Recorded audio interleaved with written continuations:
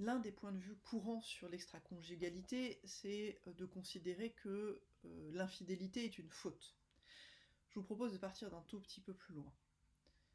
Alors, pour parler des relations de couple, Robert Neuburger, qui est un thérapeute de couple, a développé le concept de maison-couple. Donc, la maison-couple, il a défini ça comme la plus petite institution, groupe, connue, qui permet de fabriquer de la sécurité. Notamment de la sécurité identitaire, face au reste du monde et qui soutient le sentiment d'identité sexuée, entre autres. C'est important parce qu'il faut se remémorer que le couple, c'est alors un espace de rencontre entre deux personnes. Deux personnes qui amènent chacune leur subjectivité personnelle, toutes leurs idées et leurs croyances propres, leur culture familiale, parce qu'elles appartiennent à une famille plus large, et leur culture d'origine au sens appartenance ethnique, à des traditions, à une religion ou une appartenance spirituelle. Vous voyez bien, vous connaissez ces problématiques de couples mixtes qui ont des cultures très différentes et des religions très différentes. Vous voyez que ça rend les choses plus compliquées. L'idée, c'est que même si on vient de la même culture, on a quand même des influences qui peuvent être différentes. C'est important de s'en rendre compte. Et donc, il y a bien, entre guillemets, trois sphères. La sphère personnelle, où on a des différences entre personnes. La sphère familiale, parce que nous avons des cultures familiales qui s'expriment par nos façons de faire les choses, et notre culture d'origine, plus ou moins différente. Donc ainsi, donc c'est les conflits, si elles peuvent avoir lieu vraiment entre les personnes, le fait de ne pas venir des mêmes familles ou des mêmes cultures peuvent ajouter à la différence et à la difficulté à gérer des conflits. Pourquoi je parle de tout ce contexte qui entoure les membres du couple ? Parce que, en fait, l'une des phrases que l'on entend le plus souvent chez les personnes qui ont eu une relation extra-conjugale, c'est quelque chose comme « je ne me sentais plus exister dans le couple, je me sentais plus être une femme, je me sentais plus exister en tant que femme ou en tant qu'homme ». C'est bien la notion d'identité, là, qui est, entre guillemets, attaquée, qui est en défaut, et qui... c'est bien une notion d'identité que la personne va chercher à renforcer dans une relation extra-conjugale.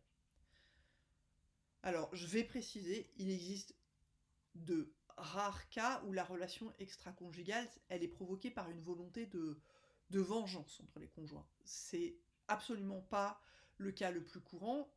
Si c'était le sujet, il y a... Enfin, vous êtes au courant. Il n'y a pas de surprise pour vous dans ce sujet-là. Extrêmement majoritairement, la relation extra-conjugale, c'est pas une attaque délibérée envers l'autre membre du couple, c'est pas une attaque qui vous est faite, si vous êtes la personne qui est impactée par une relation extra-conjugale. C'est une démarche qui est due à une tentative de se renforcer narcissiquement. Ça fait suite en général à une crise existentielle personnelle. Je vous donne un exemple. J'ai accompagné un couple donc, qui avait traversé une infidélité. Le couple vivait un couple ouvert, c'était leur décision au départ, et en fait le monsieur vivait ça très mal. Et alors qu'ils étaient dans une soirée où il y avait eu un mélange avec un traitement médicamenteux et de l'alcool, le jeune homme se sentait vraiment pas bien, il était à la limite de la perte de conscience, et en fait la jeune femme pensait qu'il dormait. Et dans cette soirée-là, alors que la femme pensait qu'il dormait, elle a dit à ses copines « Non mais vraiment, il faut que je me débarrasse du corps », sous-entendant « Il faut que je me débarrasse de lui parce que vraiment, c'est pas possible, quoi ». Et ce jeune homme avait entendu ça, et ça l'avait vraiment... il s'était vraiment senti démuni et marqué, il sentait vraiment un sentiment d'inutilité dans cette relation. C'est un exemple, ça n'est pas une excuse, c'est un contexte, et c'est très différent. Il peut y avoir aussi une question d'usure de la conjugalité, donc une perte de vue de la relation amoureuse à l'intérieur de la vie commune. Il y a, par exemple, beaucoup de couples qui fonctionnent de façon très fonctionnelle pour la logistique, par rapport à la maison, par rapport aux enfants, etc., mais qui ont perdu de vue qu'ils avaient une relation amoureuse, et donc il n'y a plus de moments intimes au sens échange intellectuel, au sens d'échange affectif, et souvent au sens échange sexuel. Dans ce cas-là, la relation extra-conjugale est une tentative d'imposer à l'autre une façon de faire, une façon de vivre, et sans réussir à négocier avec l'autre, de tenir compte de ses besoins et de ses envies. C'est une sorte de coup d'état en fait à l'intérieur de la relation de couple pour faire entendre ses besoins. La relation extra-conjugale peut être aussi une manifestation de ce qu'on appelle un défaut dans le processus de mariation. Alors la mariation, c'est un concept de Reynaldo Perón. En fait, vous avez tous entendu des jeunes couples quand ils se sont rencontrés, ah mais c'est l'homme de ma vie, c'est la femme de ma vie. En fait, quand on se rencontre, on projette énormément de choses, on fantasme beaucoup la personne qu'on a en face de nous, et on lui colle dessus toutes les qualités qu'on attend d'une relation amoureuse.